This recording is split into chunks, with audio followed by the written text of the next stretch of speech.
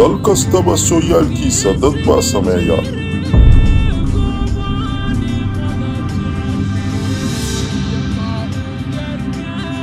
jiil walbana kaalin buu ku leeyahay ka galaa.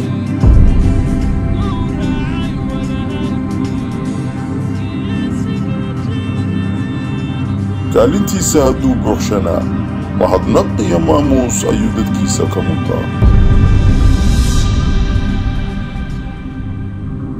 ku soo dhawow maamuus qaran. maamuus qaran waa hay-ad isku xilqaantay ka shaqaynta maamuusidda halyeeyada iyo haldoorka dalka Jabuuti. maamuus qaran waxay idiin soo bandhigaysaa qorshe dhaxalgal ah oo arrintaas ku saabsan.